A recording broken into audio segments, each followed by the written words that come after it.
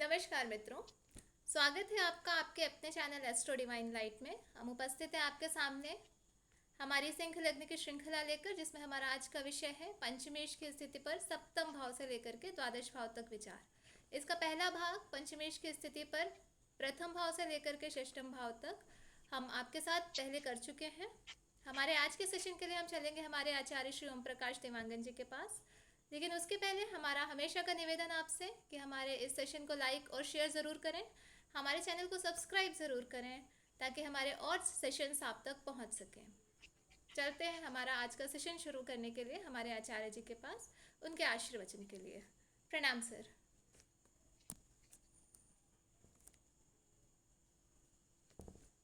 प्रणाम, नमस्कार मित्रों। मैं आपका astro friend astro Om Prakash astro divine light channel में आप सभी का पुनः एक बार बहुत बहुत हार्दिक अभिनंदन मित्रों।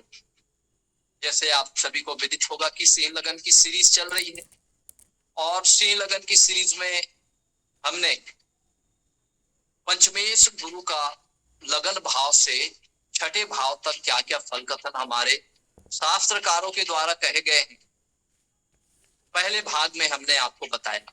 आज उसी श्रृंखला में सिंह लगन की कुंडली में पंचमेश गुरु का सप्तम भाव से द्वादश भाव में क्या क्या फल कथन हमारे शास्त्रकारों के द्वारा बताए गए हैं, आज उसी टॉपिक को लेकर के हम आपके बीच उपस्थित हुए हैं मित्रों। तो पुनः आपका बहुत बहुत हार्दिक अभिनंदन।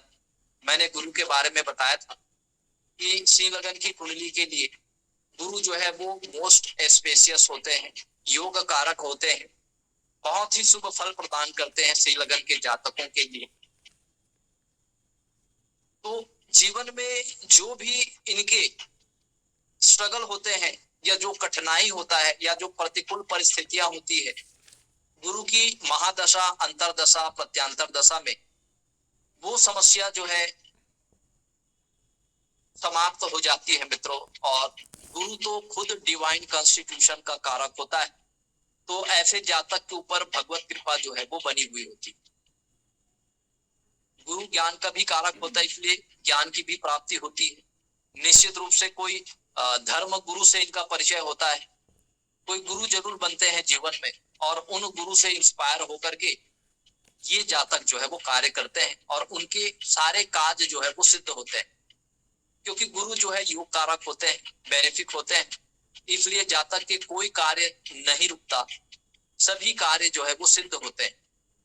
जातक की हर इच्छाएं पूरी होती है, हर कामनाएं पूरी होती है, भगवत कृपा भी हमेशा बनी हुई होती है मित्रों। तो चलिए, पंचमेश गुरु यदि कुंडली के सप्तम भाव में विराजित हो जाए मित्रों, तो सप्तम भाव में गुरु बैठ करके ये पार्टनरशिप के साथ मधुर संबंध बना देता है, दाम्पत्य सुख भी प्रदान करते हैं मित्रों। और गुरु जो है यहाँ बैठ करके दाम्पत्य जीवन को सुखमय बनाने का काम करता है। डेली इनकम के स्रोत भी बने होते हैं मित्रों। अगर गुरु महाराज की पंचम दृष्टि की यदि हम बात कर लेते हैं, तो पंचम दृष्टि एकादश भाव में होने के कारण यहाँ पर बड़े भाइयों से, मित्रों से सहयोग प्राप्त होता है जातक को। ऐसे जातक को धर्म कर्म से जुड़े हुए कार्यों में इसको सिद्धि मिलती है। ऐसे जातक को गुण विद्या से जुड़कर कार्य करे तो इनको लाभ प्राप्त होते हैं मित्रों। ऐसे जातक को शिक्षा से भी लाभ प्राप्त होता है, अर्थात ऐसे जातक एक अच्छे स्कॉलर होते हैं। अगर हम गुरु की सप्तम दृष्टि की बात कर लेते हैं मित्रों, तो लगन भाव पर गुरु की सप्तम दृष्टि होने की वजह से जातक की बुद्धि बढ़ जाती है, जातक ज्ञानवान हो जाता है, जातक विवेकवान हो जाते हैं, जातक के जो 1.25 लाख दोष होते हैं वो माफ हो जाते हैं।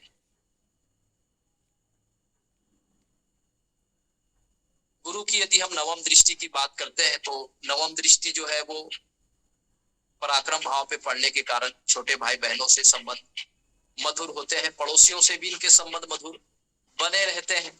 छोटी छोटी यात्रा करने से इनको कष्ट हो सकते हैं, लेकिन ओवरऑल देखा जाए तो इनको धन की प्राप्ति भी होती है मित्रों। चलिए मित्रों, यदि पंचम भाव के स्वामी अगर अष्टम भाव में जाके विराजित हो जाए सही लगन की कुंडली में, तो अष्टम का जो गुरु होता है, क्योंकि यहाँ पर गुरु अपने स्वराशि में बैठे होने के वजह से जातक वेद मंत्रों से जुड़कर कार्य करते हैं।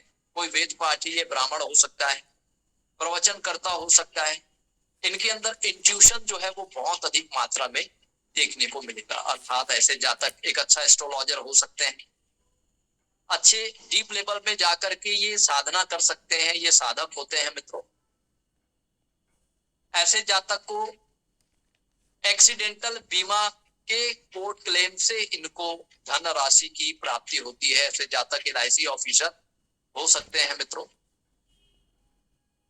अगर गुरु की पंचम दृष्टि की बात कर लेते हैं तो द्वादश भाव में उच्च दृष्टि पड़ने की वजह से ऐसे जातक धर्म कर्म के कार्यों में इनकी विशेष रुचि होती है।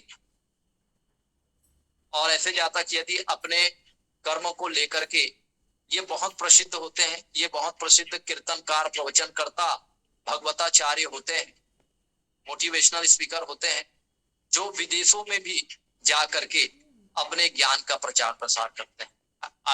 आपने हमारे भारत में बड़े बड़े संत हुए हैं जिन्होंने अपने ज्ञान का डंका न केवल भारत में बल्कि वो विदेश की धरती में भी जा करके बजाए हैं मित्रों। जैसे कि आपने ओशो रजनीश का नाम सुने होंगे। ओशो रजनीश जो है वो आधुनिक युग के बहुत प्रकांड विद्वान थे, जिन्होंने ज्ञान की एक नई समझ जो है लोगों के अंदर उन्होंने विकसित की। अर्थात गौतम बुद्ध के बाद वो पहले ऐसे संत और ज्ञानी थे जिन्होंने ज्ञान को आम जनमानस तक उसको पहुंचाने का उन्होंने महत्वपूर्ण कार्य किया। इसके अलावा और भी तथाकथित संतों के बारे में हम सुनते हैं। स्वामी नित्यानंद के बारे में,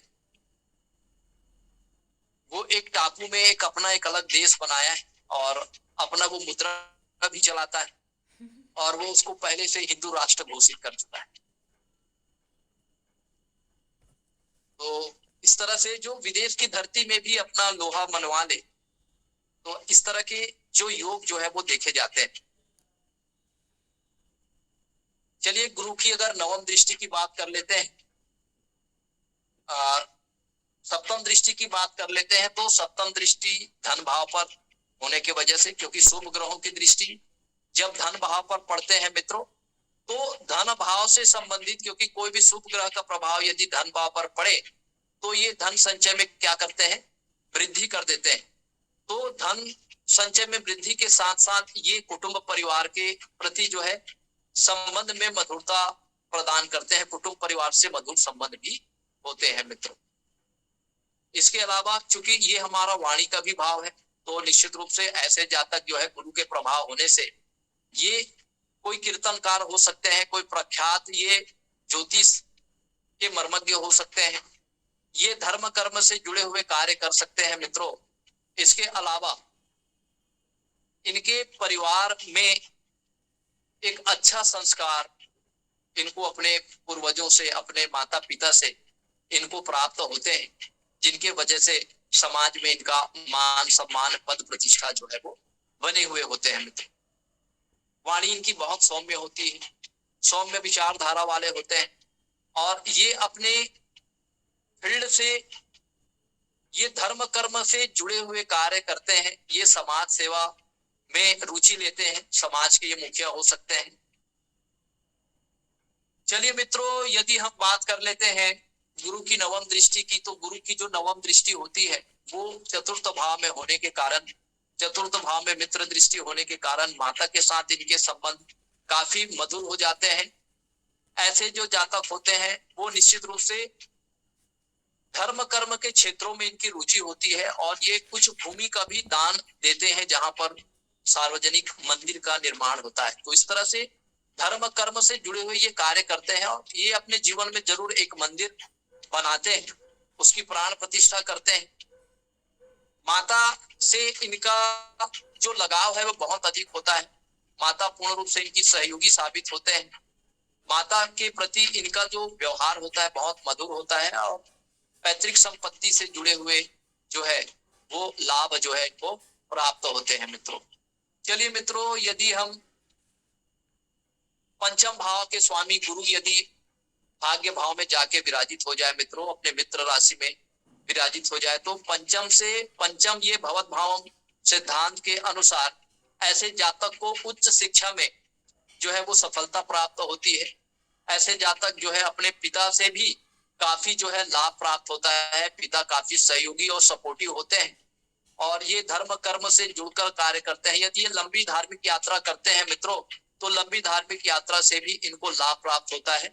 डिवाइन कॉन्स्टिट्यूशन की कृपा जो है वो हमेशा इनके ऊपर बनी हुई होती है, और ऐसे जो जातक होते हैं वो बहुत ही आध्यात्मिक प्रकृति के होते हैं, आध्यात्मिक उन्नति करते हैं मित्रों। चलिए, यदि गुरु की हम पंचम दृष्टि की बात कर लेते हैं मित्रों, गुरु की पंचम दृष्टि लगन भाव पर पड़ने की वजह से ये जातक के व्यक्तित्व को ये बहुत अच्छा बना देता है। जातक का व्यक्तित्व जो है वो धर्म कर्म से जुड़े हुए कार्यों पर विशेष रूप से होती है। ऐसे जातक जो है वो सदैव सत्य बोलते हैं। कोई प्रवचनकार हो सकते हैं, है ना, जब भी बोलेंगे ज्ञान की बात बोलेंगे। इस वजह से ऐसे जातकों के बहुत सारे फॉलोअर होते हैं, बहुत अनुयायी होते हैं, क्योंकि इनके जो ज्ञान की बातों को सुनने के लिए लोग जो है वो इनके पास बैठते हैं। निश्चित रूप से ये एक अच्छे सलाहकार हो सकते हैं, ये एक अच्छा कीर्तनकार हो सकता है, भगवताचार्य हो सकते हैं, प्रवचनकर्ता ये हो सकते हैं, एक शिक्षक भी हो सकते हैं मित्रों, जो अपने ज्ञान से अपने विद्यार्थियों को ये सराबोर करे, उसको लाभान्वित करे। चलिए, अगर हम गुरु की सप्तम दृष्टि की बात कर लेते हैं मित्रों, शत्रु दृष्टि तृतीय स्थान पे होने के कारण ऐसे जातक के छोटे भाई बहनों से इनको पर्याप्त सहयोग प्राप्त नहीं होता। पड़ोसी से भी पर्याप्त मदद नहीं मिलने के कारण जातक को जो है अकेले एफर्ट करना पड़ता है, और अपने इसी ज्ञान से जातक जो है अपने जीवन में सफलता प्राप्त करते हैं। ज्ञान मार्गी होते हैं ऐसे जातक, और ज्ञान से ही इनको परिवार में, समाज में मान सम्मान, पद प्रतिष्ठा की प्राप्ति होती है। चलिए मित्रों, गुरु की हम नवम दृष्टि की बात कर लेते हैं। गुरु की नवम दृष्टि पंचम स्थान पर स्व राशि की दृष्टि होने के वजह से ऐसे जातक जो होते हैं उनकी जो रुचि होती है वो वैदिक मंत्रों में होती है, वेद शास्त्रों में होती है, उपनिषदों में होती है, चार वेदों में होती है। निश्चित रूप से ऐसे जातक वेद पाठी ब्राह्मण हो सकता है, धर्म शास्त्र का ये ज्ञाता हो सकता है, वेद मंत्रों में इनकी विशेष रुचि हो सकती है मित्रों, और वेद मंत्रों से जुड़कर ऐसे जातक कार्य भी कर सकते हैं, एक अच्छे स्कॉलर होते हैं। ऐसे जातक को जरूर पुत्र रत्न की प्राप्ति होती है, संतान इनके काफी मददगार साबित होते हैं मित्रों। और चूंकि पंचम भाव हमारे ज्ञान का भाव है, हमारे मनोरंजन का भाव है, तो निश्चित रूप से ऐसे जातक जो है ज्ञान को ही अपना मनोरंजन समझते हैं। इसका मतलब ये हुआ मित्रों कि ज्ञान प्राप्त करने के लिए जातक जो है वो बहुत ज्यादा ये एफर्ट लगाते हैं, परिश्रम करते हैं, मेहनत करते हैं, और निश्चित रूप से ये ज्ञानी होते हैं। कोई संत हो सकता है, कोई किसी मठ का मठाधीश हो सकता है, कोई ज्ञानी पुरुष हो सकता है, मार्गदर्शक हो सकता है, मोटिवेशनल स्पीकर हो सकता है, समाज का मुखिया हो सकता है, बैंकर हो सकता है, कोई ट्रस्टी का ये अध्यक्ष भी हो सकते हैं मित्रों। चलिए मित्रों, यदि गुरु की अगर हम बात कर लेते हैं, पंचमेश गुरु यदि दसम भाव में जाके विराजित हो जाए, ये तो राजयोग है मित्रों। पंचम भाव का स्वामी अगर दसम भाव में जाके विराजित हो जाए तो ऐसे जातक केंद्र त्रिकोण राजयोग का पूर्ण फल प्राप्त होता है। निश्चित रूप से ऐसे जातक को मान सम्मान, पद प्रतिष्ठा, उन्नति, पदोन्नति की प्राप्ति होती है मित्रों। निश्चित रूप से ऐसे जातक एक शिक्षक हो सकता है, एक अच्छा मोटिवेशनल स्पीकर हो सकता है, एक मार्गदर्शक हो सकता है, धर्म कर्म से जुड़े हुए ये कार्य कर सकते हैं, ये LIC ऑफिसर हो सकते हैं, बैंक के मैनेजर हो सकते हैं मित्रों, ट्रेजरी ऑफिसर हो सकते हैं, कोई समाज का मुखिया हो सकता है, कोई ट्रस्टी का अध्यक्ष हो सकता है, कोई मठ का मठाधीश भी ऐसे जातक हो सकते हैं मित्रों। चलिए, अगर गुरु की हम पंचम दृष्टि की बात कर लेते हैं तो धन भाव पर गुरु की पंचम दृष्टि होने की वजह से जातक जो है धन संचय में वृद्धि करते हैं। परिवार वाले और कुटुंब जनों से भी इनको काफी सहयोग की प्राप्ति होती है। इनके कुटुंब परिवार से इनको बहुत अच्छा संस्कार जो है वो प्राप्त होते हैं मित्रों। इनकी वाणी बहुत मधुर होती है और जब भी वाणी का प्रयोग करते हैं ज्ञान की बातें जो है वो इनसे निकलते हैं। इस कारण से ऐसे जातक एक शिक्षक हो सकते हैं, एक भगवताचार्य हो सकते हैं, मोटिवेशनल स्पीकर हो सकते हैं। अगर हम दसम दृष्टि की बात कर ले सॉरी सप्तम दृष्टि की बात करते हैं मित्रों, तो सप्तम दृष्टि जो है वो माता के घर पर होने की वजह से निश्चित रूप से ऐसे जातक की माता जो है वो ज्ञानवान होती है। ऐसे जातक का जो माता के साथ उनका जो संबंध है बहुत मधुर होता है। माता से पैतृक संपत्ति की प्राप्ति होती है ऐसे जातक को, और निश्चित रूप से अगर ये भूमि भवन वाहन से जुड़े हुए कार्य करें तो इनको लाभ प्राप्त होता है। अपने जीवन में एक मंदिर जरूर बनाते हैं। ये धर्म कर्म से जुड़े हुए हो सकते हैं मित्रों। चलिए मित्रों, यदि दसम भाव में स्थित गुरु की अगर हम नवम दृष्टि की बात कर लेते हैं तो नवम दृष्टि जो है वो छठे भाव पर पड़ने की वजह से, क्योंकि नीच दृष्टि होने के कारण शत्रुओं से ये परेशान हो सकते हैं। कोई रोग इनको हो सकता है, पेट से रिलेटेड परेशानियां हो सकती है मामूली, इनको अपच की, इंडाइजेशन की इनको प्रॉब्लम हो सकती है मित्रों। लेकिन मामूली उपचार करने से इनको राहत प्राप्त हो सकता है, निजात मिल सकता है। चलिए मित्रों, यदि हम पंचम भाव का स्वामी गुरु यदि लाभ भाव में जाके विराजित हो जाए मित्रों, लाभ भाव में मिथुन की राशि स्थित होती है, तो ये लाभ भाव में क्योंकि गुरु जहां भी बैठता है उस भाव के कारकत्वों में वृद्धि कर देता है। बड़े भाइयों या मित्रों के सहयोग एवं मार्गदर्शन निरंतर रूप से जातक को प्राप्त होते हैं मित्रों। और ऐसे जातक यदि शेयर मार्केट से जुड़े हुए कार्य करते हैं तो उनको लाभ प्राप्त होता है, क्योंकि गुरु जो है वो धर्म कर्म का कारक होता है। तो ऐसे जातक यदि धर्म कर्म से जुड़े कार्य करे तो इनको लाभ होता है। शिक्षा से भी लाभ होता है और गुण विद्या से भी ऐसे जातक को लाभ प्राप्त होते हैं। इनके गुरु जो है वो काफी मददगार होते हैं। गुरु के आशीर्वाद से ऐसे जातक जो है उन्नति, पदोन्नति, मान सम्मान, पद प्रतिष्ठा की प्राप्ति करते हैं मित्रों। चलिए, गुरु की यदि पंचम दृष्टि की बात कर लेते हैं मित्रों। गुरु की पंचम दृष्टि पराक्रम भाव में शत्रु दृष्टि होने की वजह से जातक को अपने ज्ञान की दिशा में ज्ञान प्राप्त करने के लिए को बहुत ज्यादा परिश्रम और पराक्रम करना पड़ता है मित्रों। और जब उसको ज्ञान प्राप्त हो जाता है तो इसी ज्ञान से पुनः उसको समाज में मान सम्मान, पद प्रतिष्ठा की प्राप्ति होती है। एक अच्छे ये मोटिवेशनल स्पीकर हो सकते हैं, एक अच्छे ये मार्गदर्शक हो सकते हैं, कोई संत हो सकते हैं, कोई टीकाकार हो सकते हैं, और इसी कोई समाज के मुखिया हो सकते हैं, कोई ट्रस्टी के ये अध्यक्ष हो सकते हैं। जातक को मान सम्मान, पद प्रतिष्ठा की प्राप्ति होती है मित्रों। चलिए मित्रों, यदि गुरु की सप्तम दृष्टि की बात कर लेते हैं। सप्तम दृष्टि हमारे शिक्षा के स्थान, ज्ञान के स्थान में होने के कारण जातक बहुत ज्यादा बुद्धिमान, विवेकवान हो जाता है। जातक की शिक्षा बहुत अच्छी हो जाती है।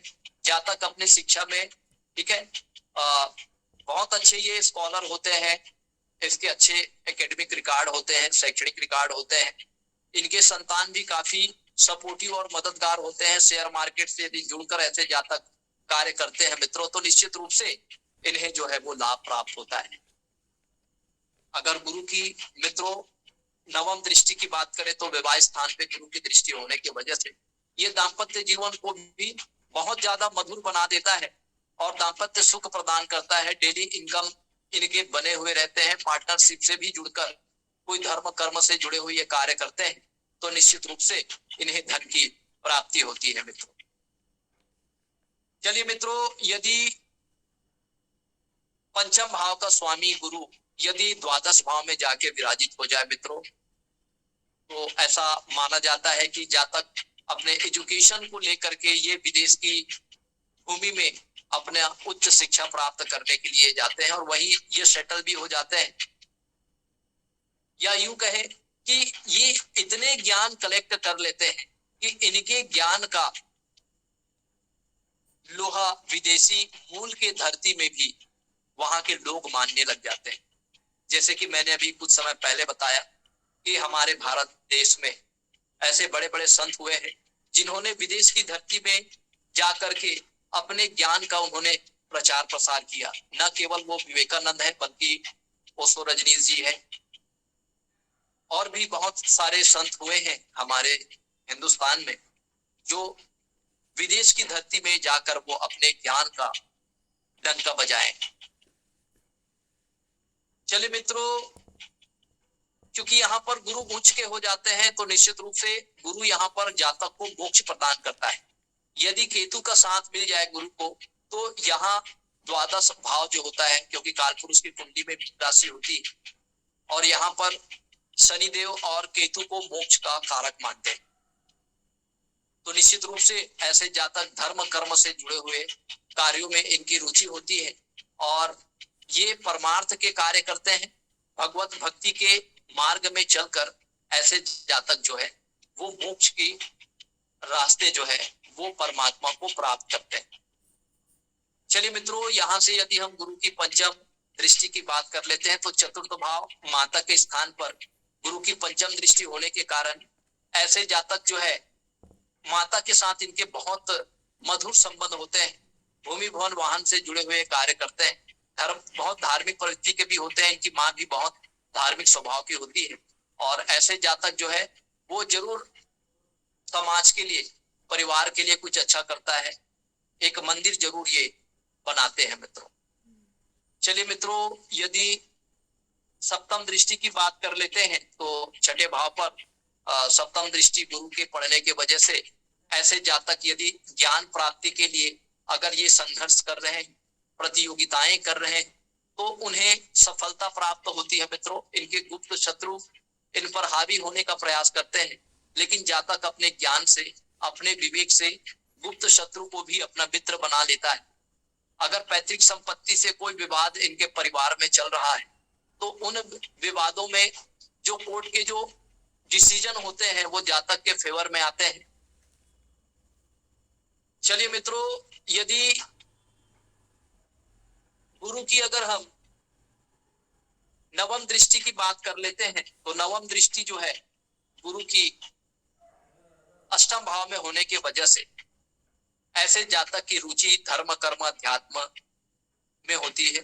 व्रत, पूजा पाठ, वेदों का, ऋचाओं का पाठ, उपनिषदों का पठन, ये जातक जो है वो नियमित रूप से करते हैं। तो ज्ञान प्राप्ति के लिए, कोई वैदिक मंत्रों के सिद्धि के लिए ऐसे जातक जो है वो तप करते हैं। कोई गुण विद्या की प्राप्ति के लिए, जैसे आप सब एस्ट्रोलॉजी सीख रहे हैं, तो एस्ट्रोलॉजी सीखने के पीछे जो सबसे बड़ा जो रीजन होता है ना, वो हमारा अष्टम भाव होता है। क्योंकि अष्टम भाव जो है वो हमारा ज्ञान का क्या है, समुद्र है।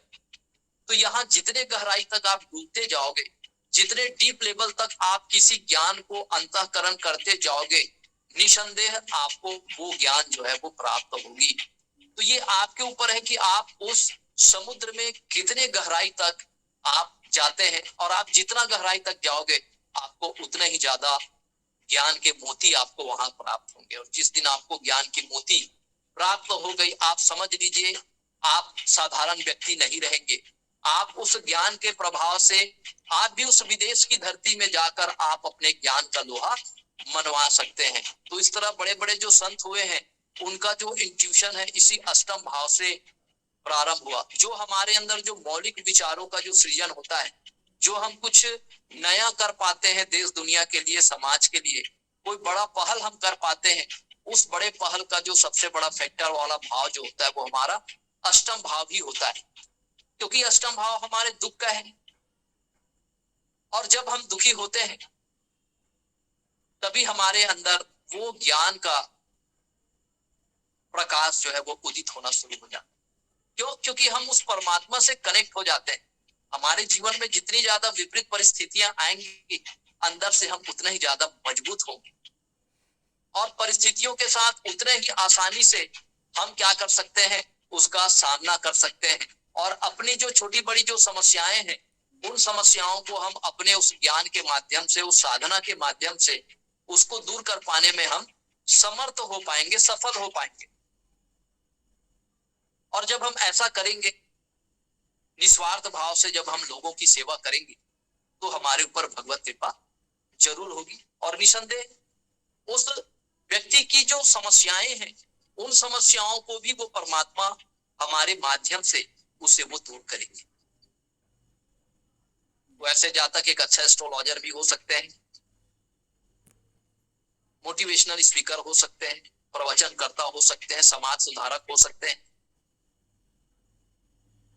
तो इस तरह मित्रों हमने देखा कि पंचमेश गुरु का सप्तम भाव से द्वादश भाव तक हमारे शास्त्रकारों के द्वारा क्या क्या फल कथन कहे गए हैं, हमने आपके सामने उसको शेयर किया। आप बड़े धैर्य और शांति के साथ हमारे इस सेशन को आपने सुना।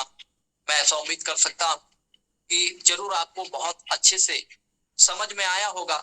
यद्यपि आपके मन में किसी प्रकार का कोई प्रश्न यदि आ रहे हैं, तो निश्चित रूप से आप उस प्रश्न का समाधान प्राप्त कर सकते हैं।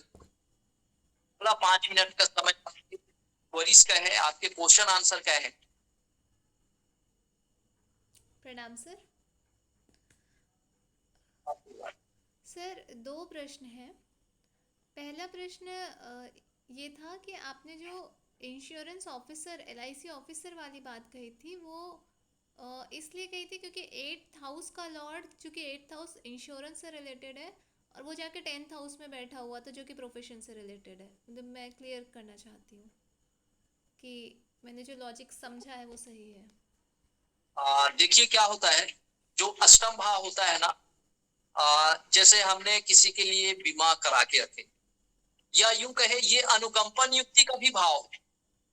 सपोज कोई सरकारी नौकरी में है,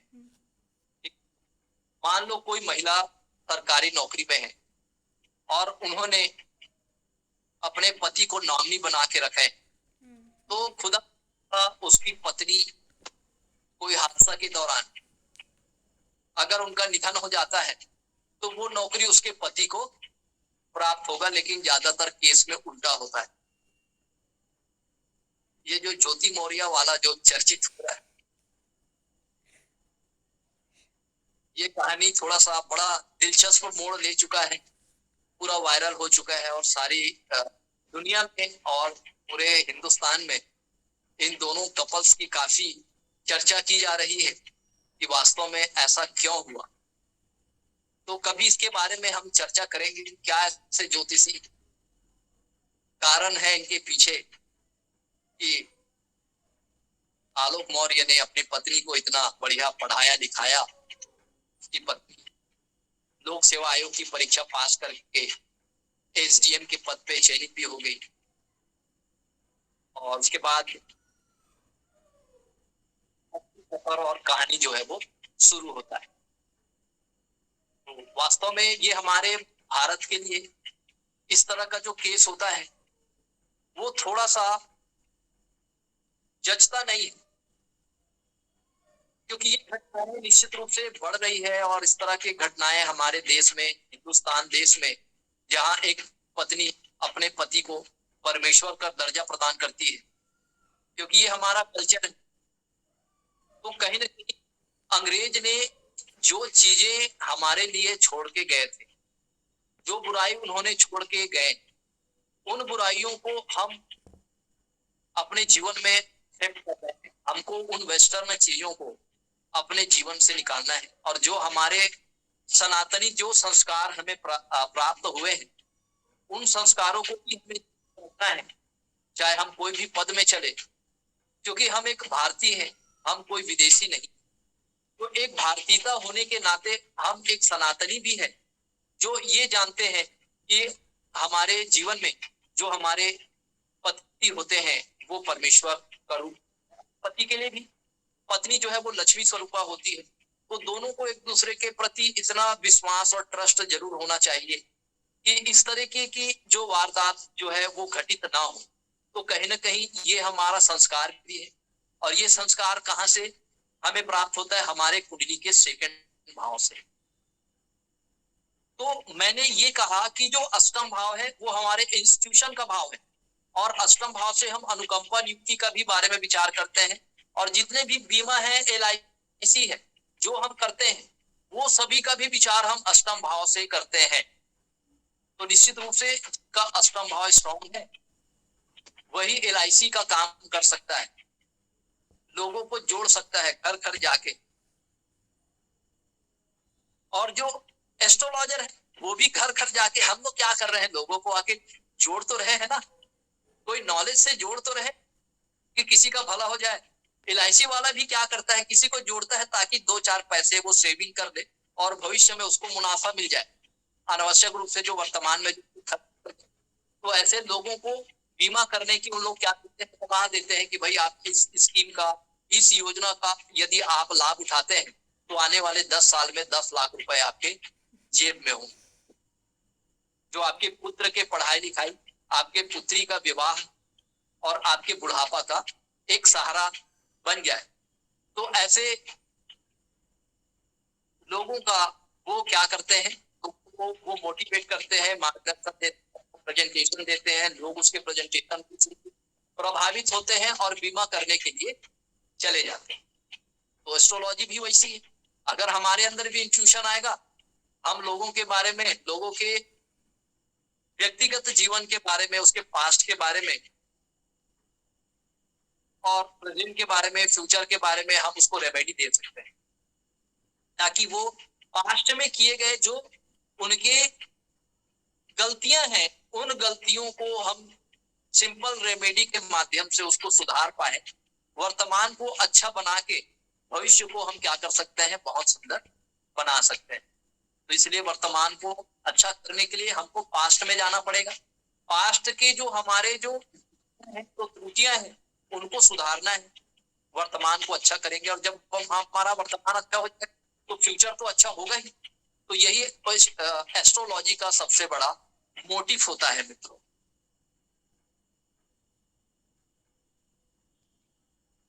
सर ये जो आपने इसका जी मैम, प्लीज कंटिन्यू। फोकस की बात की है, तो सर इनकी कुंडली में तो ग्रहों की माया हो सकती है। बिल्कुल बिल्कुल, ये तो ग्रह ही कराते हैं, जो एस्ट्रोलॉजी सीख जाएगा वो ग्रहों के माध्यम से वो हर घटनाओं का वो विश्लेषण कर सकता है।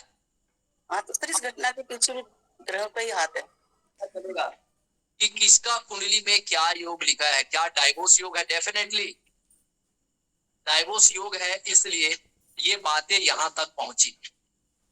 शायद इन्होंने कुंडली को बहुत अच्छे से मिलान नहीं किया होगा, या फिर कुछ ग्रहों की ऐसी दशाएं इनको लगी होगी जो इनको डिस्ट्रैक्ट कर दिए, जो डिसोसिएट कर दिए इनके दाम्पत्य जीवन को। और एक बहाना तो चाहिए दाम्पत्य जीवन को डिसोसिएट करने के लिए, हम किसी पर आसानी से आरोप या प्रत्यारोप लगाते,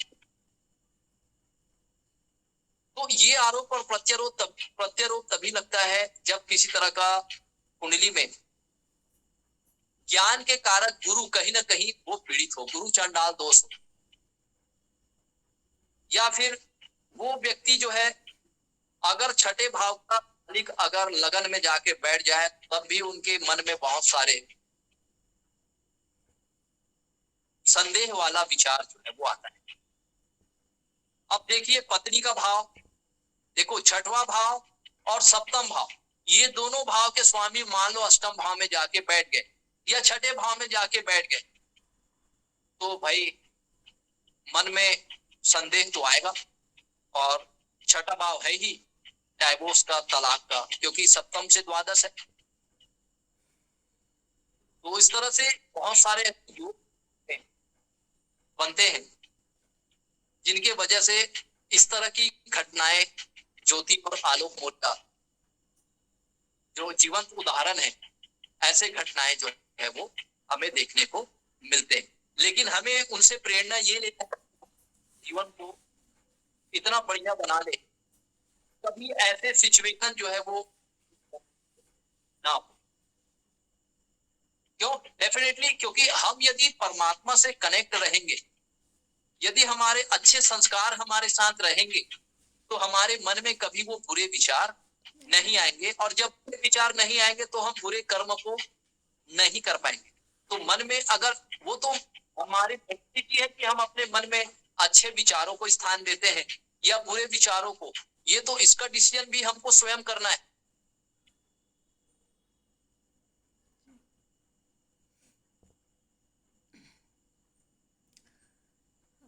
धन्यवाद सर आज के सेशन के लिए। तो मित्रों, ये था हमारा आज का सेशन जिसमें हमने सिंह लग्न की कुंडली के एक और विषय को आपके सामने पेश किया। हम बहुत जल्द मिलेंगे आपसे अपने दूसरे सेशन के साथ। तब तक के लिए हमें इजाज़त दीजिए। प्रणाम।